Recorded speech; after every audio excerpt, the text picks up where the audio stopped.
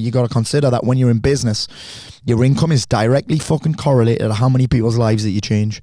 Your income is directly correlated to how many lives you have a positive impact on. You got to think about this. Every business adds value to either people's lives or businesses' lives. That's why you make profit. So you got to get your head around that. I also strongly believe, because of the way that my role in this business is kind of morphed, I get a lot of self-satisfaction out of the team and being able to lead the team. And the more money the business makes, the more I can afford to pay my team. Welcome to Paul Mort Talks Sh, Lesley Mort. Hi.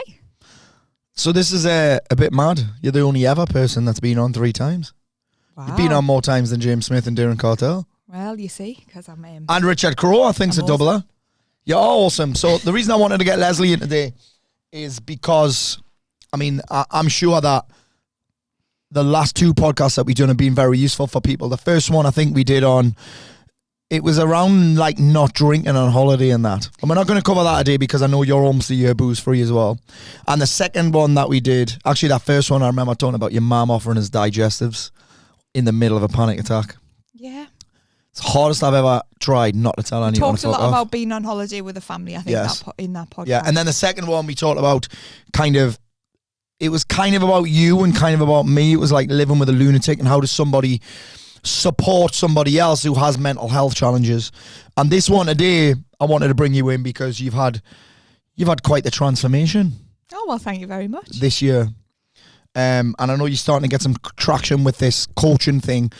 And you have this is mad this, we both run pretty much the same business, but we have a very different approach, almost, this is mad, the opposite approach to business and the opposite approach to most of this shit. So it's I'm sure this is going to be a very interesting dynamic for people. So let's dive straight in on this. Mm-hmm.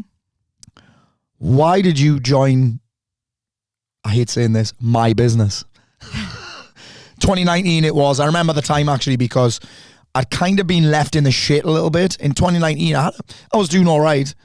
And then I was left with just me. I went from having 2 team members to just me.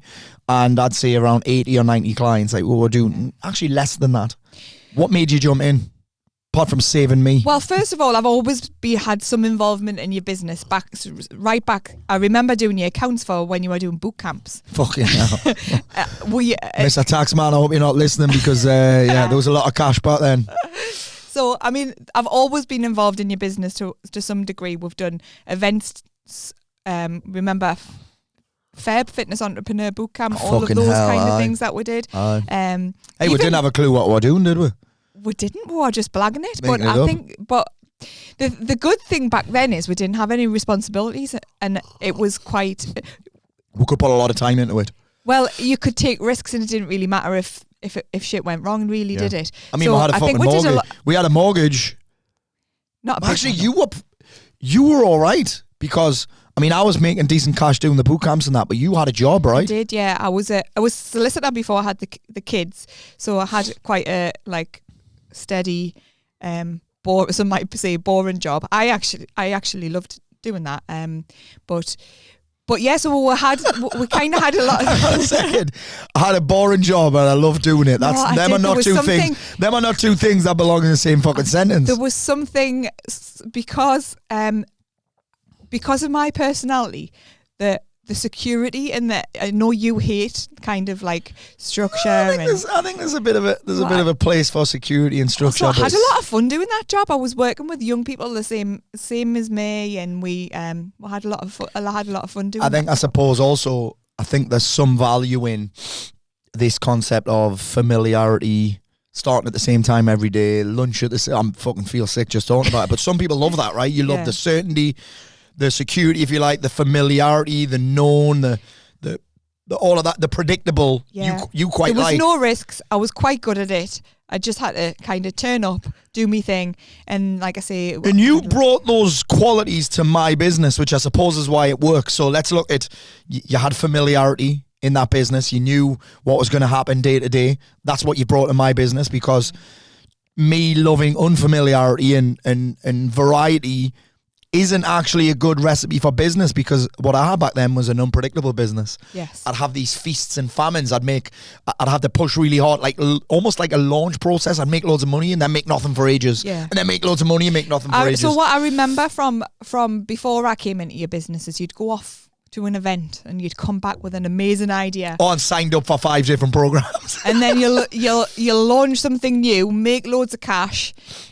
then nearly kill yourself trying to fulfill it, hate it, and then go, shit, that wasn't the thing for me. What do I need to do? What am I going to do next? Yeah. And it was a constant cycle of that. And I just have all these different programs. And it wasn't the thing that was the problem. You loved the thrill of the selling, the thrill of marketing, the getting initial new delivery, clients. Quite like getting the initial, people started. But the monotony of rinse and repeating it, doing it again, having to fulfill it when the fulfillment became monotonous as well. And I think there's a lot of people like that. Oh, me too. And so you brought that from the law background, right? Yeah. So I think when I came into the business, that was something that I had identified, which you hadn't even thought about before. I think you always thought, oh shit, this is my business model's not right. We need to tear everything down and start again. When really it wasn't. It was just because you didn't have some systems, processes and things in place that meant you weren't doing everything all of the time, burning out and then burning things to the ground. Yeah, so that's familiarity. The second thing that I want to touch on, in that job you had, it's kind of a similar thing. You had a lot of certainty because you knew you were going to get paid at the end of every month. You knew, again, what time you started, what time you finished, what time you had lunch, where you went for lunch probably, what kind of customers were going to come in. Same place on a Friday. Yeah. Like literally, we used to go out for lunch on a Friday with the girls, and you wouldn't get away with saying that if you weren't on my podcast. What do you mean the girls? How did you know they were girls? It might not have been, but that might not have been. What can he? Could you not tell by the hair on their back? I shouldn't even say that. So yeah, all of that obviously you brought to kind of my business. What was the thing that kind of, what would you say were some of the first things you brought? And again, I'm asking this from a personal point of view, but also because this will be useful for anybody that's in the position that I'm in. What were some of the first things you brought into play in terms of my business? So when I first started in your business, it was all, like you say, almost kind of a crisis point where you had somebody ready to fuck it off. You had somebody working for you, which it wasn't working out, but you had so much business to fulfill. We were kind of under the cosh a little bit in terms of you couldn't let that person go. Yeah. So the first thing that I did when I came into your business, if you remember, is I learned how to do what he was doing, and I did kind of SOPs. Yes. Not because I was intending on SOPs? Standard operation procedures, like step by step, how to do this, how to do that. Yeah. And I did them. So I taught myself how to do what he was doing and wrote that down, always with the idea in mind that I wasn't going to be doing that forever. I was going to have to this is an amazing point for people, because you will come across, and I come across people like, Paul, I need to get some help. I need to get some admin. I'm like, you need to do this. And then they try and skip it. They try and skip it because it's fucking monotonous. And then they get people in, so we call this processes. Lesley started to learn the processes so she could delegate the processes, right? But there had to be some doing of the processes and recording them and all that. And I see a lot of people skip that part. And then it brings someone Then they in. hire people, and then they blame the people for not being able to do the job properly, not doing it like they would, just showing up and doing tasks. So they just blame they actually add more stress to their life by hiring somebody who they thought could do the job, but it's their fault because they focused on people before processes. Yeah, 100%. And I think because a lot of entrepreneurs, everything's in their head, they find it really difficult to... Especially when it's boring. To get it out of their head. Especially when it's boring, right? Yeah. And a lot of people think, oh, it's easier just to do it myself. Yes. But the problem is that can go on forever. And sometimes it is easier to do it yourself. But how long is that going to go on for? It's more, in my opinion, it's better off spending a little bit of time training the other person how to do it, and then that frees up. Yeah, then for the rest of the time, that frees up your time to do It's weird, something else. because these type of tasks that we say are in our head, these are always the things that we either begrudge having to do because we feel obliged to do them, and they're also the shit that we procrastinate on the most. So you not only save the time of doing the task, you save the time that you fucking piss away trying to motivate yourself and get yourself up for doing it, right? Also, remember that this shitty little task that you hate doing is probably somebody else's skill set.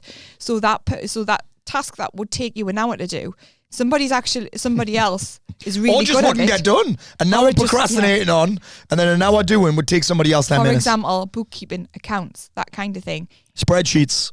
Yeah. So that is somebody else's skill set. Believe it or not, somebody loves sitting doing spreadsheets. Oh, she's sitting out there doing spreadsheets right now. So yeah, I think let's go back to what the original. Yeah, let's go back to kind of 20. It wasn't 2018. It was 2019. You kind of came in, decided to go in full time, and I actually remember saying to you, "Are you sure you want to do this?" Because I didn't just want to be. I didn't want you to think like you are my assistant. Mm-hmm. That's what it felt like at the start, right? Yeah. Oh, Lesley's my PA. So I'm just being reminded. Remember that every month we get it.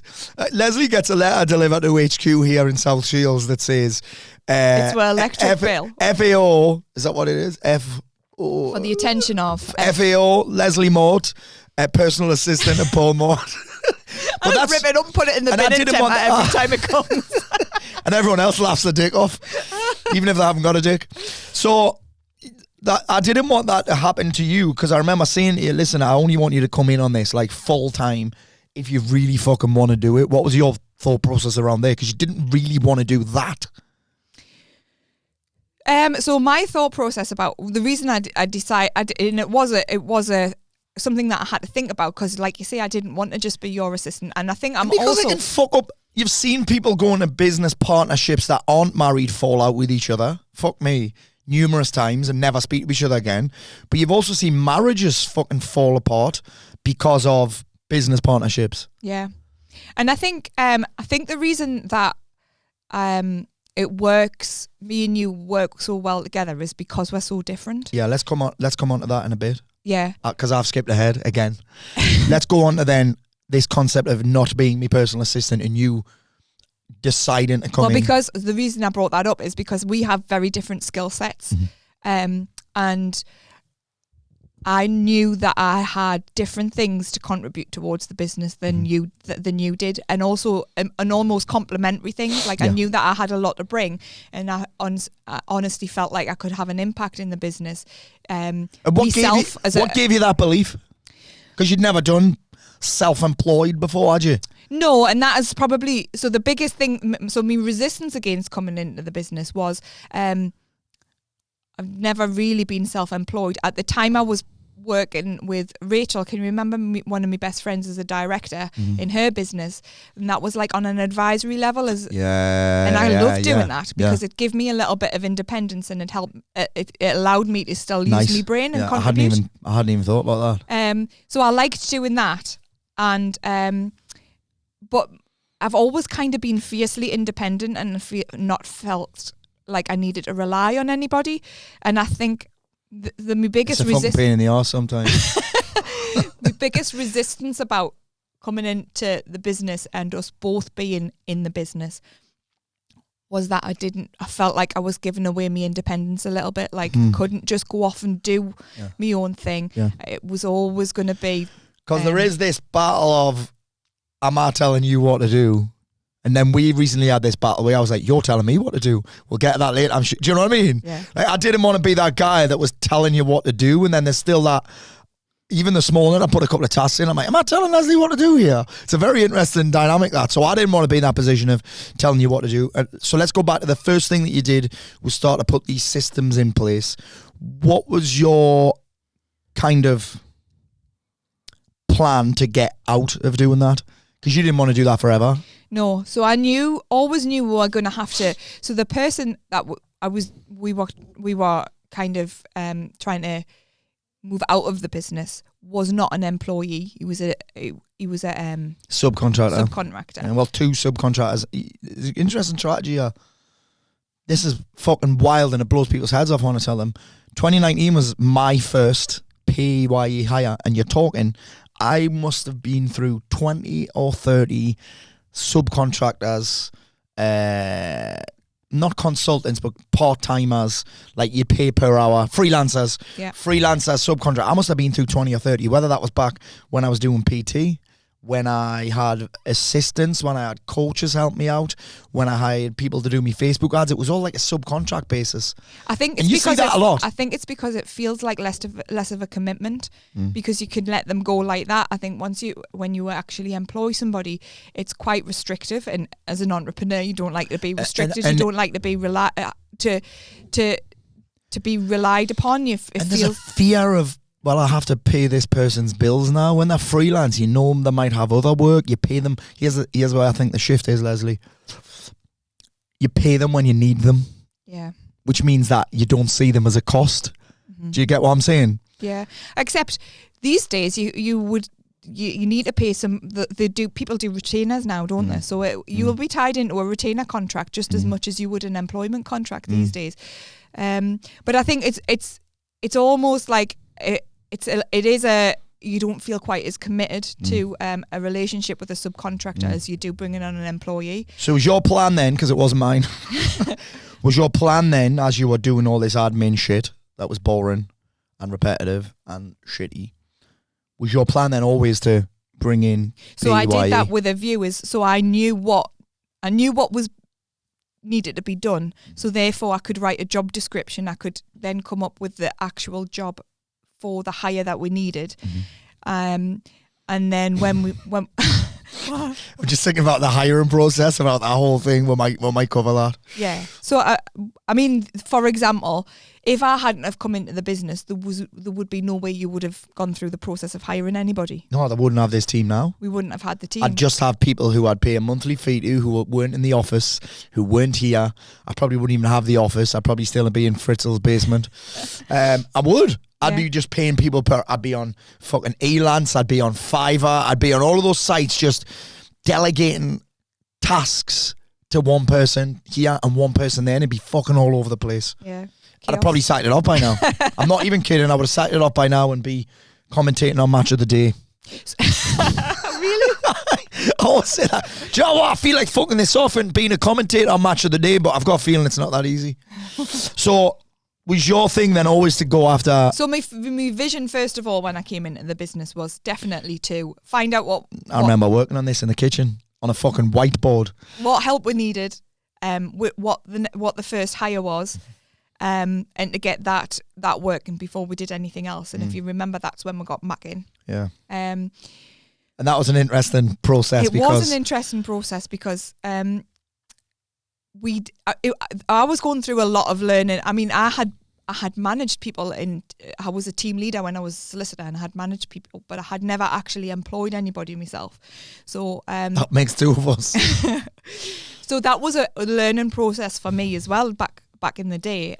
You think you've had a benefit then of having that corporate background, which I've never fucking had? I went from working in a factory to pretty much being self-employed and being on my own, whereas you've had that corporate, you know the structure. I've got no idea what I served an apprenticeship. I didn't even get a full-time job ever. I had studied employment law, so I knew things like I needed an employment contract. I knew that they needed a probation period. I knew they needed an offer letter. All of that kind of legal bullshit. But it was the difference. What I've come across working in this industry and having a corporate background is merging the two together really well. I think you can. There's a big. Yeah, I love this. My training is quite corporate, but it doesn't work in the small business industry that we're in. It's not creative enough. It's not creative enough. It's too bland. So, for example, I had interview questions coming out my ears and but they're not sparky enough for our individual business. Even job descriptions, all of that kind of thing. So bland, boring, corporate, vanilla. Yeah. But then you do have to be careful what you say because for legal reasons, it's really pushing the boundaries between what you can say to get somebody who's got some personality and what you kind of legally shouldn't be saying. Can you remember the first the interview, the job advert that was put up on Facebook for Mac's job? Can you remember that? You got loads of Nobel. I'm sure I just said Nobel I think ends. you said Nobel ends or something like that, and okay. People were going wild. That's not very professional. Amazing. And then I remember putting, do not DM me. Email this address as a test. And people were still fucking DMing me. So by if you default, can't follow a simple instruction, you're out. Yeah. So that was a learning process for me when we first took on Mac, and then I think after we had Mac and we were out of crisis mode in terms of we had some help with the day-to-day stuff that needed to happen. Started off as a fucking admin assistant. He did, I know. But you kind of think about this, Lesley. I don't think we had any intention of keeping him there either. So we've got you in to do admin with no intention of you staying there. And then I believe that we got Mac in. He didn't have any intention of staying there because he told her. Let's be honest, Mac wasn't Mac was working in a factory full time on the line. He'd served an apprenticeship in engineering a bit like myself. Mac wasn't the hire for an admin person. And we kind of knew that, but you still persuaded us to take him on. This is an interesting conversation, wasn't it? It was. So you hired Mac because you liked him. And he was like you. Yeah. And I knew that, and I wouldn't recommend you do that. You hire for the role. It's kind of me made because I'd trained jiu-jitsu with him. An admin role. Yeah. You want somebody who likes mundane things, spreadsheets, coming in, doing the same thing, who's got attention to detail. Like Lesley. Yeah. You want somebody like that for that kind of role, and Mac wasn't that person. No. So we didn't think he was. But we went in. I remember Nikki V saying, Nikki V's my coach, retired but coaches and me. she helped me take when we employed Mac, and she was like, I'm not sure this is the right person. I think this is just because Paul likes him. Yeah. And so, but we went in that with our eyes open. We kind of knew that Mac was going to help out with this admin role, but we always had in our head. But there's more. Well, it's interesting because I remember her saying to me, what you said, the reason you like him is because he's like you, and Lesley can't handle two of you in the office. Mm-hmm. She can try, but she won't be able to handle two of you. And then I remember we did this DISC personality test, which we use all of the time with our clients and inside of the business. And Mac was actually the first person ever to be like score level across the board. Mm-hmm. So do you want to explain a little bit about how we use that and what that is? So DISC personality test, there's a couple of different personality tests. I'm saying a couple, there's probably loads, but two that I have got experience with, which is DISC and Kobe. And ultimately you want to you build a team so that they all have separate, different complementary personalities. Yeah. So for example, but me and Paul in every single personality test I've ever done are complete opposites. And I think that's why we work so well. So in DISC, for example, I'm dominant and influential. Mm-hmm. And you are steady and compliant. Yeah. So most business owners are going to be dominant and influential, right? They usually are. Yeah. They usually are. And so your first hire, your second hire can't be dominant. Your business partner really shouldn't. Your business partner. Because you're just going to clash heads. You're going to compete against each other. Yeah. And often nothing will get done. Nothing will get done. So you'll have a board meeting. Yeah. You'll come up with great exciting things ideas. You might butt heads a little bit about whose idea is the best. No. That's what would happen. That is what would happen. No, but my idea is the best. Yeah. No. And decisions would never get made. Because neither of you are steady and compliant. You'll leave the boardroom with amazing ideas, but nobody will go away and implement it. Yeah. And I'm the implementer really. Yeah. I will go away. I'll do a step-by-step plan as how we're gonna we're gonna achieve this goal, and then I'll every day steadily chip away at it. Whereas once the idea in your head is done, the boring shit is where you kind of would maybe never get it implemented, or you'd just go out. You'd get it started. I'd get it started. I'd kick it off a few weeks, few months, and then I'd get bored. Yeah. Yeah, sick. So when you're talking about hiring and building a team, it's very important that you have the right person for the role. So, for example, if you want a coach dominant, if you are hiring a coach to help you with coaching, for example, or you are hiring a PT to help you on the gym floor, you might want somebody with a dominant and influence. Yeah, and then still need some level of compliance, I'm sure, because you'd want them to follow the rules. You'd want them to still do what you want them to. Yeah. So there's probably a little bit of that as well, right? Yeah. If you've got someone who's dominant, influential is most likely to be fucking want to do their own thing. Yeah. Yeah, but however, if they're coaching people, you want them to be able to influence the person. Yeah, of course. But then also, so if you want somebody, for example, a video editor, to me, that's a steady It's such a long, monotonous task. That's a steady compliant role. Poor Connor listens to my voice for 8 hours a day every day. I know. An admin role, steady compliant.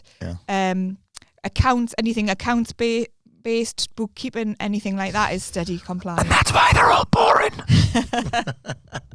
Hey, so what inside of the business right now then, what are some of the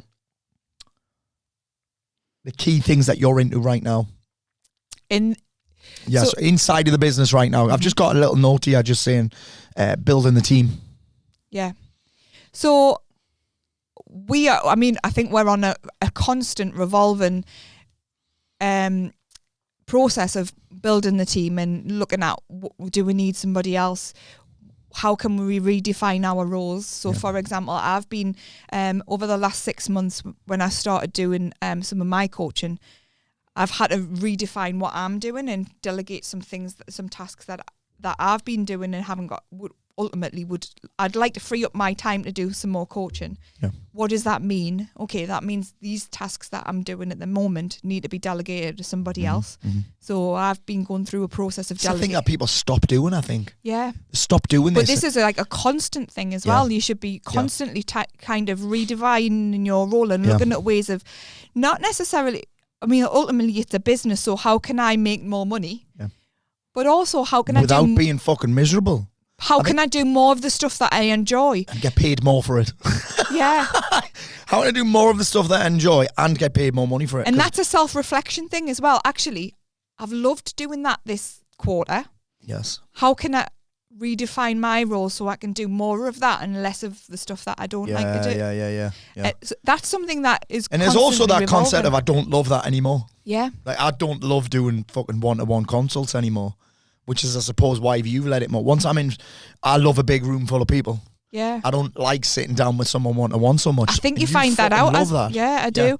Yeah. I think that's interesting, staying on the topic of team, one thing that we did, rather than just go and hire a role, and we actually asked our team the same thing. What do you not like doing? Mm-hmm. And this is an interesting thing, because I don't know anybody else that would do this. I'd rather have my current team, who we love and who are fucking amazing, do more shit that they love and less shit that they don't love, and then hire somebody else to do the shit that they don't love as well. So it's fair enough to talk about from an entrepreneur, business owner's point of view, but from a staff point of view, they're more motivated and fired up than ever because they're not coming to work to do anything that they hate. So we ask them. Yeah. So that's not just redefining your role, but then also defining their roles as well. So the stuff that I have delegated, I've delegated the majority of it to Kath, which means she's got a little bit more responsibility. But then that also means that she has to delegate stuff that she hates. She hasn't got unlimited amounts of time. So if I give her more stuff to do, she needs to free up time to do that. So therefore she delegated the stuff she doesn't like to do down to Connor, and it's a constant. And I think this is powerful. That, again, I don't know anyone else do it because it's easy to say, right, well, I just need someone to do this role, but it's actually, you think about it, most of the roles are tasks. Mm-hmm. Most roles are tasks, so I think that it's easy to do as a business owner and say, well, I don't like doing this and I'm not very good at it. It's low fun, it's low scale, I'm shit at it, and delegate that. But also, if you do that for your team, imagine how much longer your team would stay for. Imagine how much energy would be in your office. Imagine how much, you got to think about this, more profitable they will be for you as well. Because I think it's recognizing their unique skills and then delegating to them what they bring energy and profit to the business. Skill is, and that's a process of obviously appraisals, but also when we do our planning meetings quarterly and annually. It's like, right, what are our biggest goals and how can you contribute towards people that? Want to take them on. And so that's where it becomes more than about tasks, right? They're now like, I'm going to fucking take that on. Yeah, I'm going to nail that. And they have goals inside of the business that actually it's not just us giving them the targets, they're kind of creating their own. It's like a team effort creating the targets. So for example, Kath's heavily kind of responsible for customer journey and customer relationships, and she's great at it. So then anything in relation to that, she almost takes the lead on it. We ask, well, what do you think we should do with that? What do you think? And I think them having space to contribute makes them feel invested in the business and the success of the and business. they're ultimately doing, you got to think about this. People, this is the biggest shift I ever had in my business. People come into your business, the reason you hire people is to give you more time, and to make your business more money. People forget this, and it's really touchy subject. That's why you hire staff, to buy back some time and to create more money for you. And the biggest shift that I ever had, I probably got to credit Nick James with this, along the lines of, like, your staff are there to free you up from tasks and free you up so free you up from tasks that drain your time and drain your energy, and free you up to do tasks that give you more money and create more profit for you. So it's like your staff should either be directly bringing you in more money or freeing you up to bring you in more money and more time. And I want to touch on this because some fuck I'll have a dig at this for talking about money. Someone always has a pop at me for talking about money. You got to consider that money is an exchange of value, and the amount of income that we make as self-employed business owners. I haven't had a job for 22 years now. It's a long time, that. So I've got no idea. I haven't got much. I don't know what that's like anymore. However, you got to consider that when you're in business, your income is directly fucking correlated to how many people's lives that you change.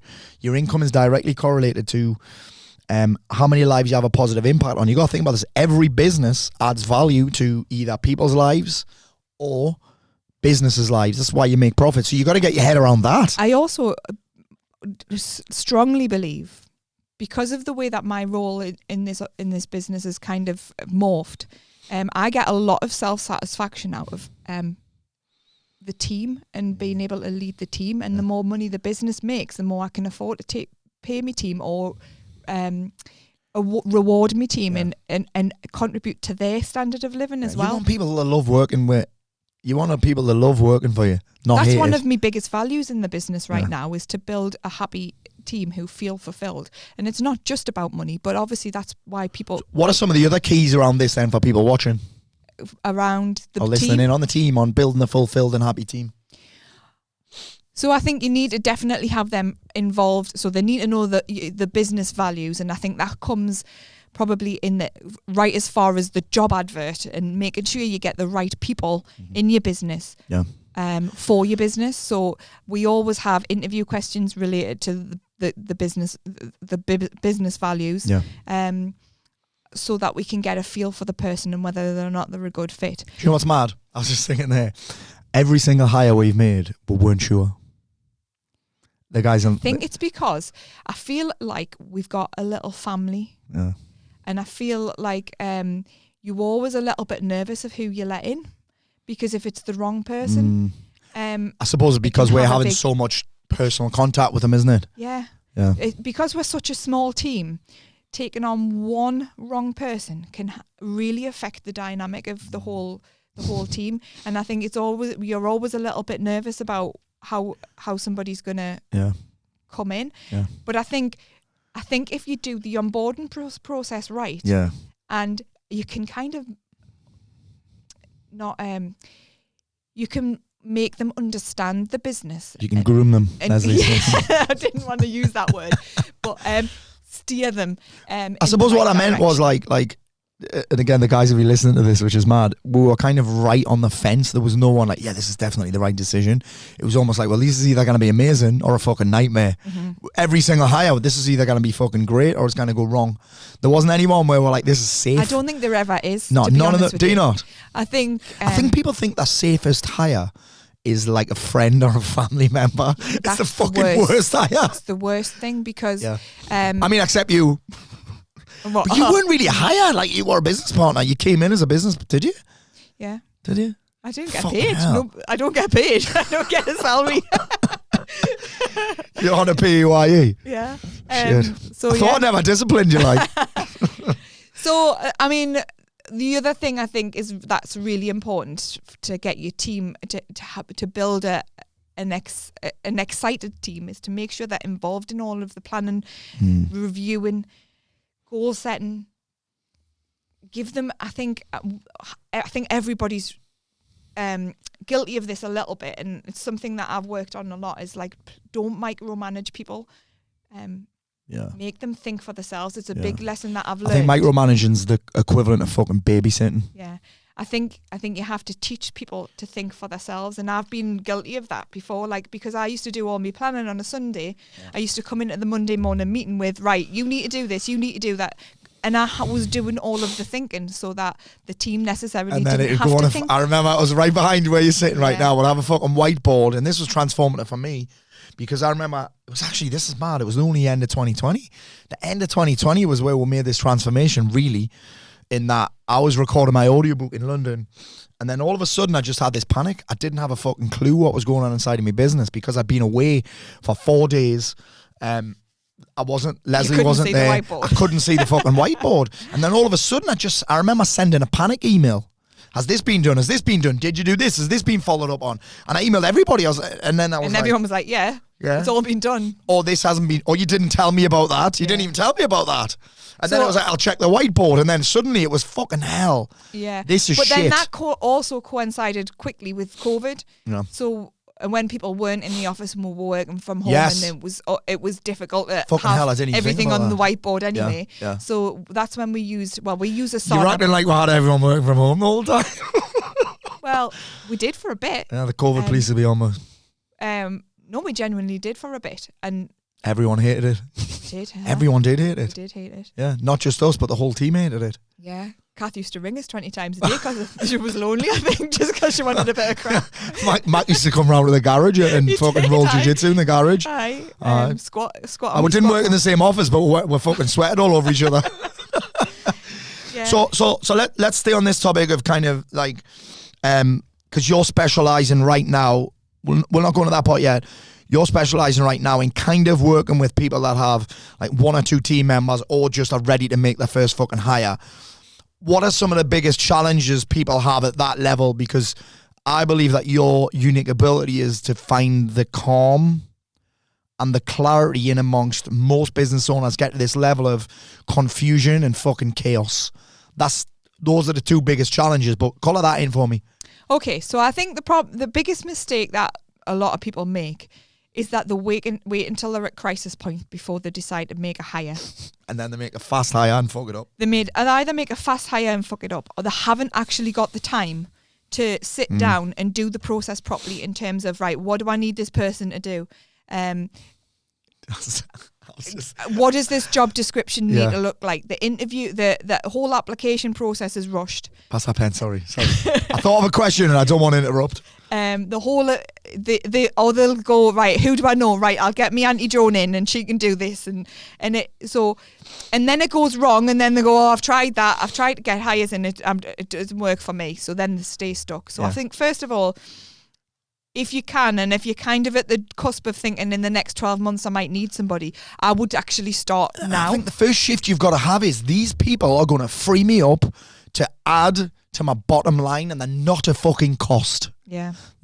Staff are there to make your life easier, to add value to your business, and when you add value to your business, you add value to other people's lives and you get paid more. That's the biggest shift you got to have.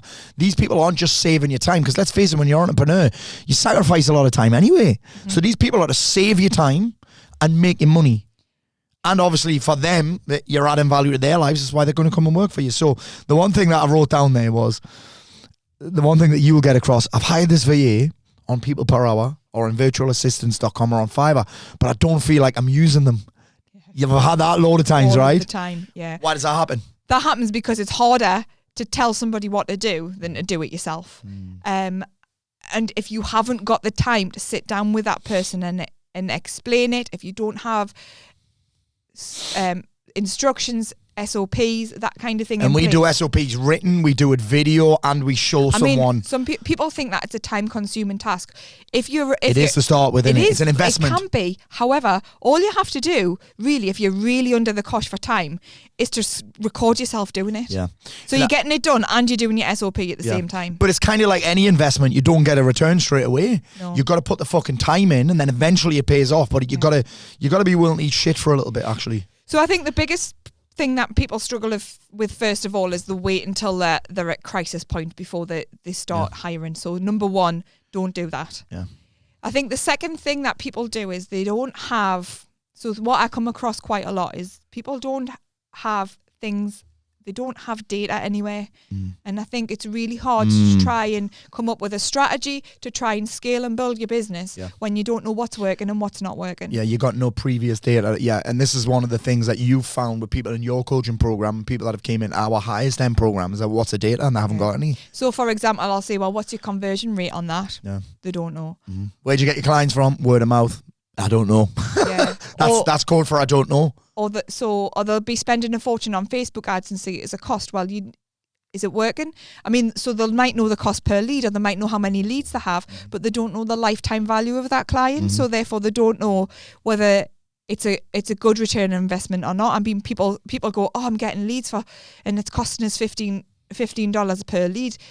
For me, that's all right, because our lifetime value of a client is $5,500 or something like that. So depending on the quality of the lead, you need to have that data, and a lot of people don't have anywhere to store that data. They're just guessing, blind guessing. We're still guessing, because anything in the future is guessing, but we've got a very educated guess on what's going to work, what isn't going to work, how much we should be doing more of, what we should do less of.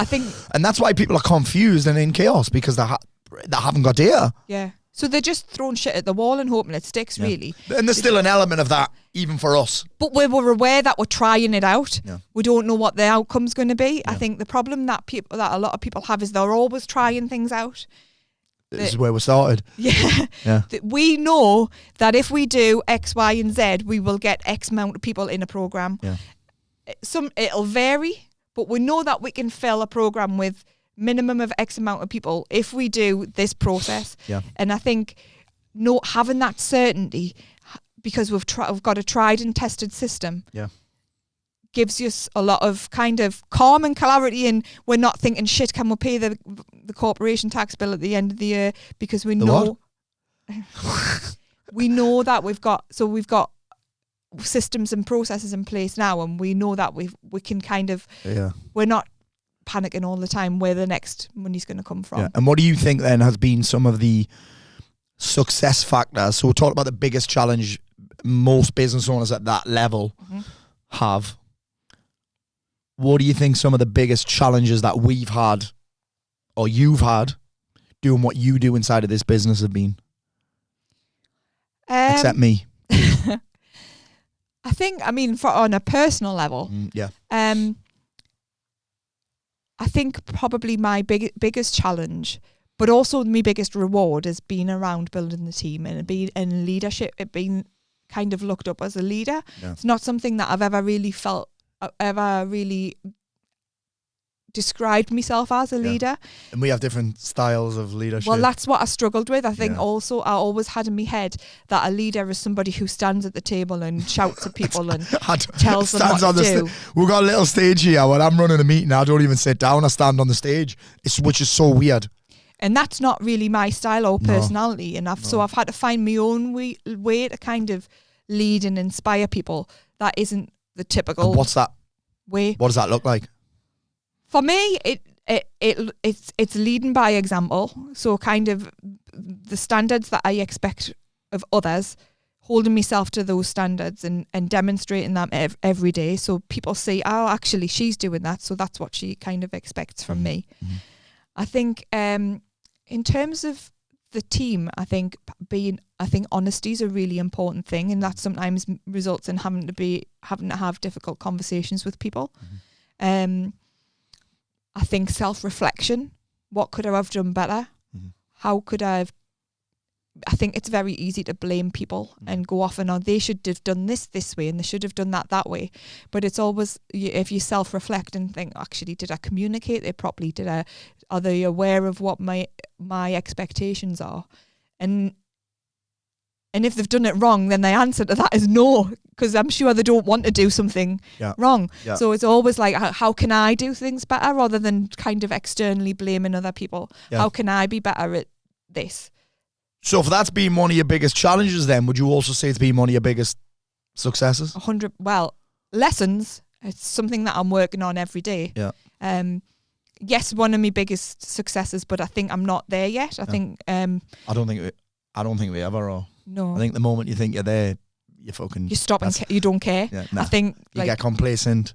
Things change. What have been some of your other successes then? What would you say? In our business, so personally, I think, that you've made fucking happen. I think the coaching academy. I worked hard on that. I think it was it was something that we had a vision of, and I think I would not have been able to bring this vision to life in the fucking slightest. As soon as red tape started getting mentioned, as soon as accreditation started getting mentioned, as soon as fucking agendas and all that started getting mentioned, I was like, this is not happening. Yeah. So so that was a big. So this year, I suppose, if I'm just looking back, I hadn't even thought about that. Coaching academy to me was a big success this year. I think we really struggled finding. If you remember, I'm really happy that we got Connor. I would say 4 months to make this hire. But that was our quarterly goal. I think the second quarter, and we went the whole of that quarter not being able to find somebody. Yeah. Then we had we re-advertised. I think the patience was a win, you know. Maybe the patience in that process, because we very well could have panicked and hired somebody who wasn't a fit. And I nearly did. I was like, we'll just have to get somebody who will do for now. Do you know, I think what was another win inside of that was the communication, because I was ready to just say, let's get a video guy in and do all the video, and the team were like, no, that's not what we need. No. So if I had made that decision, we'd had lots of video, but would have been fucked. Yeah. So, and that came out of the whole review. It was the whole review process as well, the quarterly reviewing and like what. I was ready. You decided that's what was the next. I decided on who it was. I'd almost made a job offer. But then looking back, Mac was like, well, the reason we didn't hit that goal is because I was too busy doing this stuff that I shouldn't be doing. That I shouldn't be doing, that I don't particularly like doing. And Kath was like, well, so for example, it was like our upsell conversion we set targets for that, didn't quite hit it. And Kath was like, well, because I'm doing all of this admin work, I haven't got the time to commit to making personal calls and following up and blah, blah, blah. And I can make one, but then I can't follow it up. Yeah. So out of that process came actually the person the hire that we need was different to what you initially thought it was. So I think that's very important. Let me talk about this then, because we've just kept this on business. Like, we've got a lot going on in our lives. We've got 2 kids. We don't like missing pick-up times. We don't like missing evening activities. We don't like missing anything that they do. You're working out twice a week. You're fucking shredded wheat, you arsehole. You've got to deal with me. How do you manage all that? Because you're not a one-dimensional douchebag. It would be easy for you to come in and fucking work X till X. And I've been reflecting on it recently, I think, and although I don't kind of have this written down anyway, I think I've got quite good boundaries in terms of what I do when, and it's almost something that I've done always, but kind of never vocalized it before. Is like when I don't check my phone between that, or even if I do, I don't reply to things until the next morning. If it's in that box, so I kind of categorize and compartmentalize things really well. I think. I think I do plan. I get up at 6 o'clock every morning, so I've got an hour to myself before the kids get up, where I can get out, where I can get focused on what needs to happen today, what are my biggest priorities. If nothing else gets done, what do I want to do? And they are always related to my bigger goals in terms of business, even personal, professional. Like I'll always check in with like my quarterly goals and I haven't done my cold water dip this week. I need to do that on Sunday. And it's I suppose ultimately it's planning, but it's also checking back on what I said I would do. I think people are planning, reviewing, planning. That's the shit that people don't like doing. No, they don't. How do they know they're winning? How do you know you're fucking winning? Oh, well, I work hard. How do you know that? Because I'm tired. Yeah. Because I've got no time to myself and I'm tired. I'm like, that's not business. I think also, you say how like you only train twice a week now, and you're only training for 30 minutes at a time, right? And I think a lot of things just have to become part of. Like and the reason I'd only do twice a week is because I know that'll happen, regardless. I don't have to push myself to do it. It's kind of, but it's just something that I do now, and I don't even think. When you said you train twice a week, like. That's just part of who I am now. Yes, do you know what I mean? Yeah, that's like me doing jiu-jitsu. They're like, how many times a week do you train jiu-jitsu? I'm like, as much as Lesley will let me. It's funny as well, because at the beginning of the podcast, you said, and you haven't drank for 12 months neither. That's not something, if I was to write my goals down for the year, that's not actually, I keep forgetting it because it's just something that I do. That was one of my tasks. It wasn't even a goal. It was just a task that I knew I had to do to hit all the other goals. It's weird. So what made you step in doing your own coaching thing, except Susie Ashworth? What made you make that leap? Because we're already running a full-time business. What made you take that on? A combination of seeing people struggle with the same problem over and over again. And I think that there's so much out there in terms of people teaching how to make more money. And get busier. But nobody teaches the fundamental business stuff, which and I get people don't really want to learn as well. I understand that. But I think to really make a difference in the business, particularly in our industry and not the corporate industry, is you just need to know a little bit of. I think a little bit of knowledge and a few little systems and processes and things in place can make so much difference to a business. Instead of more tactics. I very rarely look at new tactics. Like I'm like, I know what works, I know what to sell, I know what to market, but I'm never, not anymore anyway, I'm never looking at a new tactic. Never looking at a new tactic because it's the fundamentals that make that you can scale a business on. Yeah. And I've realized over about 3 years with people coming to us for Elite X consults and stuff that people are all the same struggles come up over and over again. Yeah. And I really like to I like to be able to help people with that because I think it's my skill set. I think people aren't teaching it. Yeah.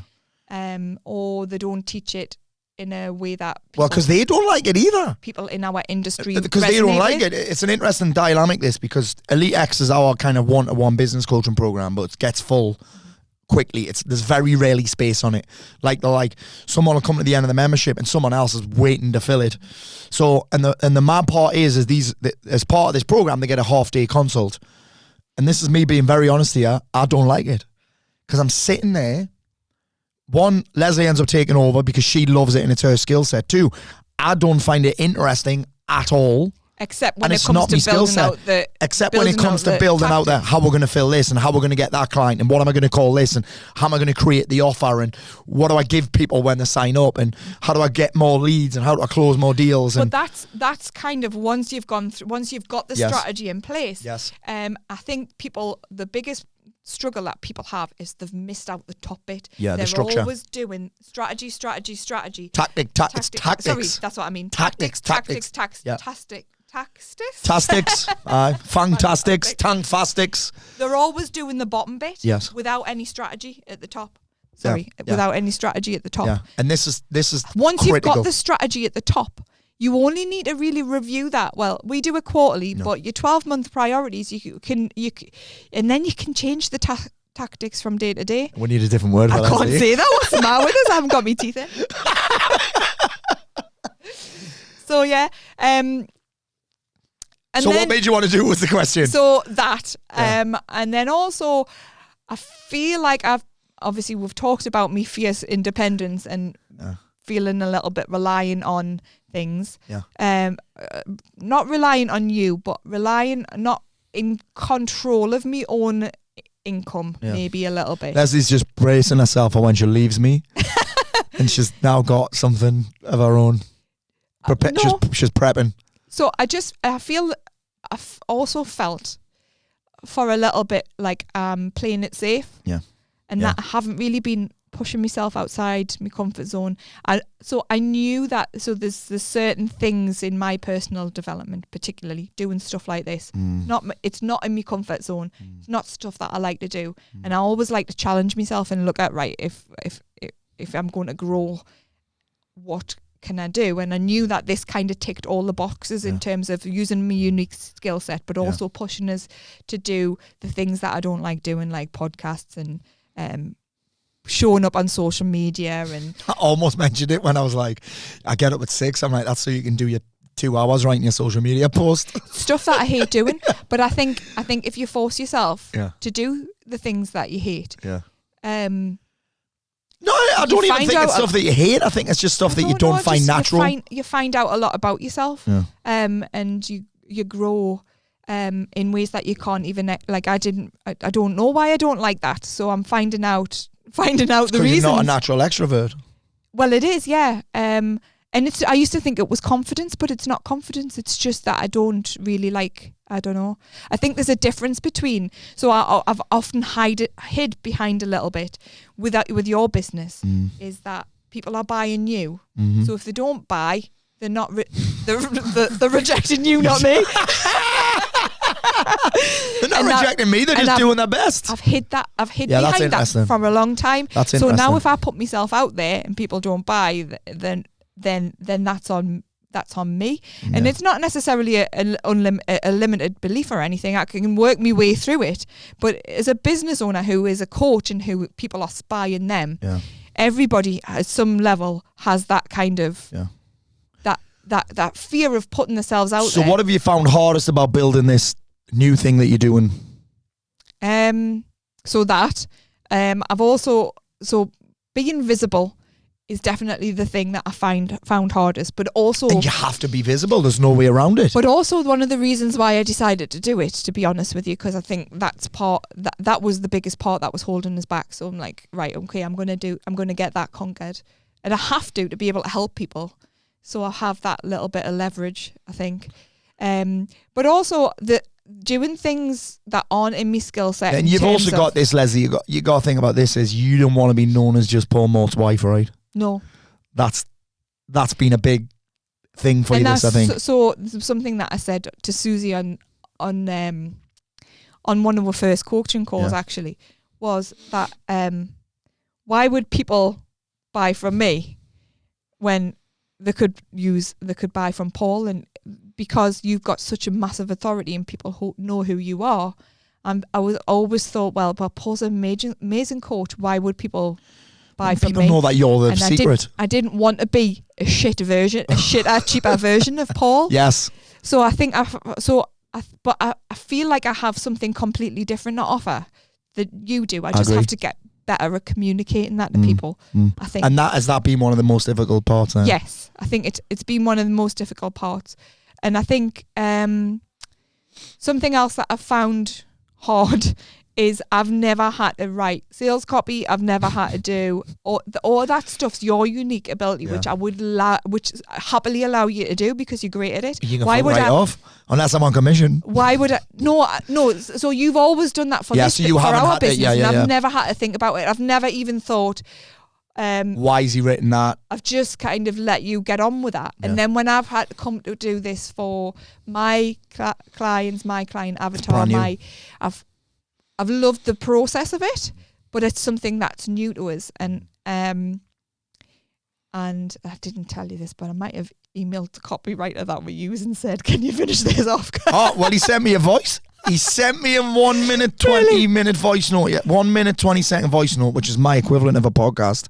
So I haven't listened to it yet. And I was wondering why he sent me that. Yeah. Out of the blue. It's like 80% done. And it was my goal to get it done by the end of the year. Well, what's mad is you would tell someone, right? You would tell someone that you were coaching to delegate that. I would. The problem is it's not cheap to get someone good.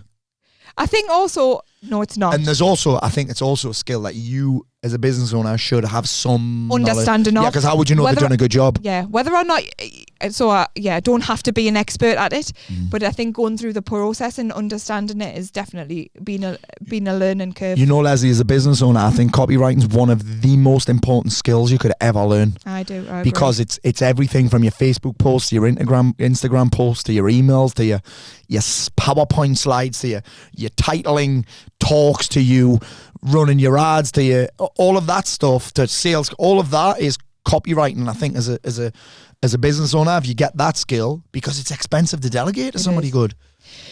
What I have learned in my favour is that I'm not as shit as I thought I was. Which part of it?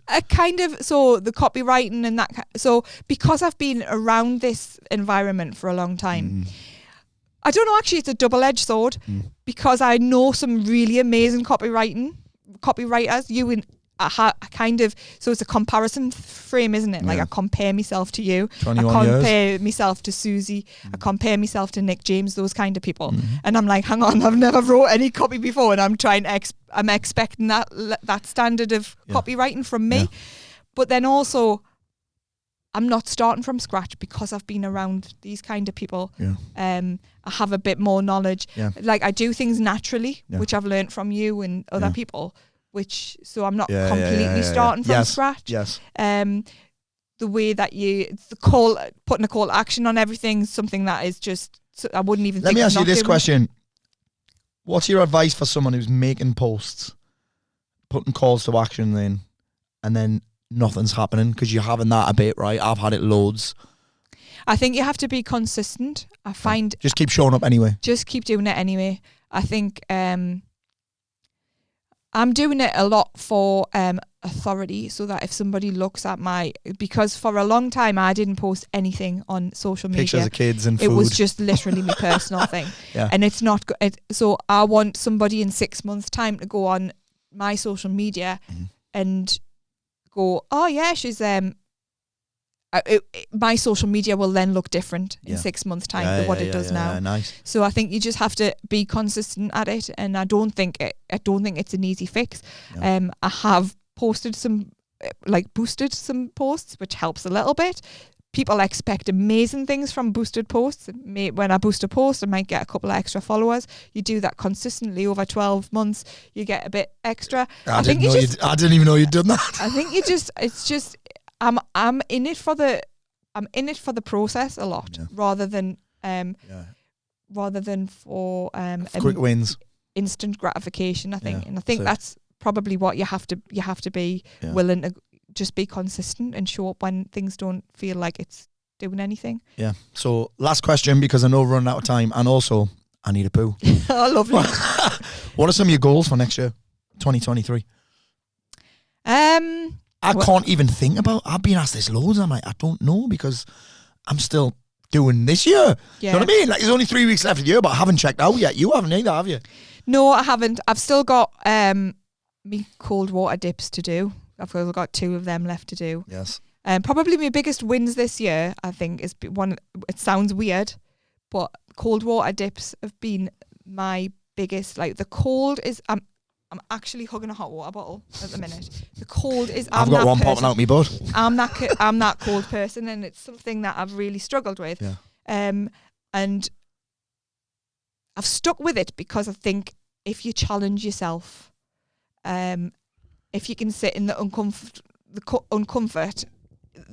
extreme discomfort, it trains your brain to be able to do other uncomfortable things. And you feel fucking great after.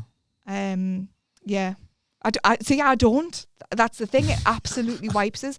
It takes me so long to warm up. And that's why it wipes you, because your body has to work harder to warm back up. I'm exhausted from it. So because haven't got enough body fat, that's why.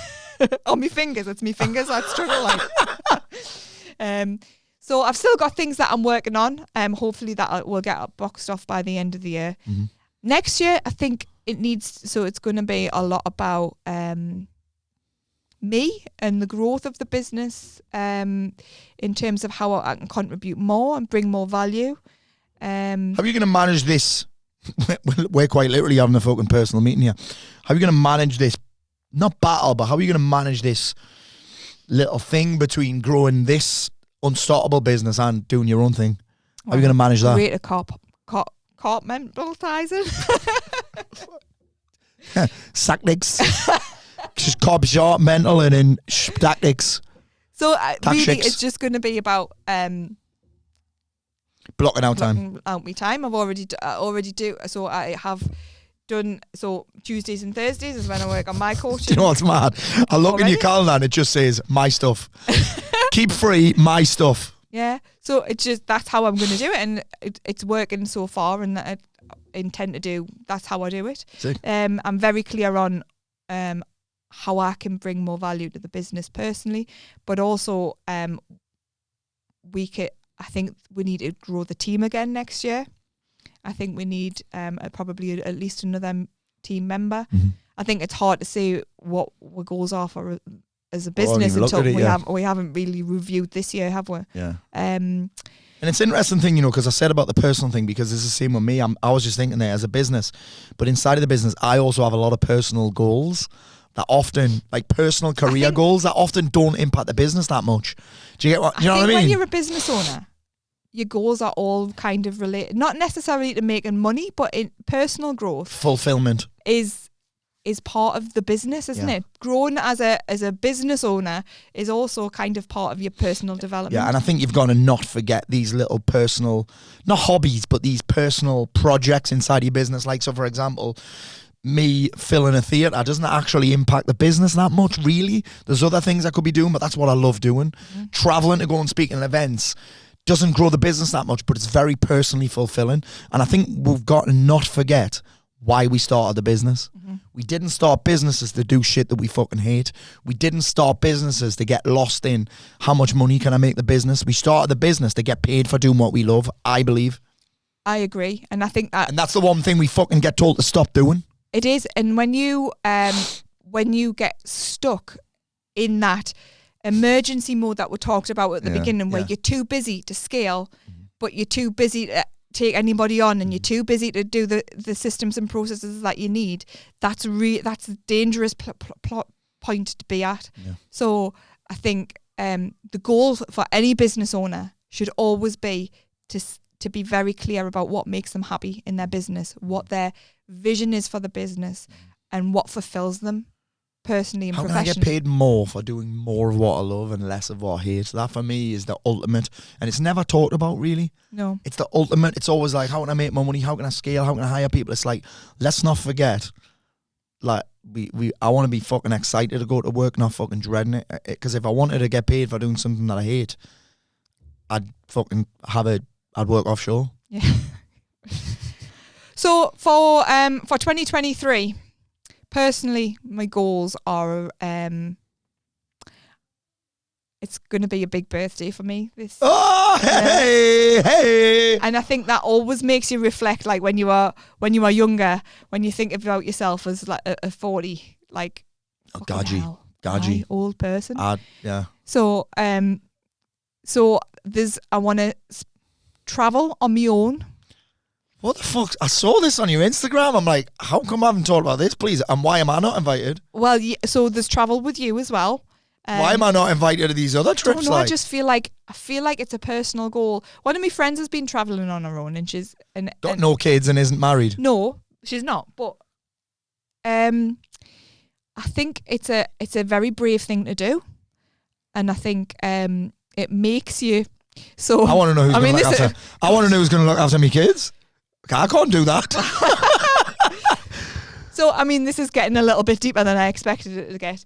But I think it's a brave thing to do, and I think for me personally, who struggles a little bit with maybe striking up a conversation with a stranger, I think I would. So when I say travel, it probably would be an event. I have to turn up to and make friends. Yeah, I was going to say, going on holiday on your own, you can fuck right off. Yeah, like something where I have to turn up on my own. Sick. I can't hide behind the fact that I'm sat with you or sat with you got to get on the dispenser vibe. Sat with a friend and sit and talk, spend the time with them. Sick. Like I have to mingle and network and and that rub kind of noses thing, with people which you've is never something met. that I find uncomfortable. Yeah, sick. So that's a goal, Nice. and that's the reason why I've never really explained it to you. You think I just want to fuck off on a That's jolly, what I was don't thinking. you? I'm like, where you going, like Ibiza? That would be nice. I could go partying on my own. Yeah, it would be nice. Aye.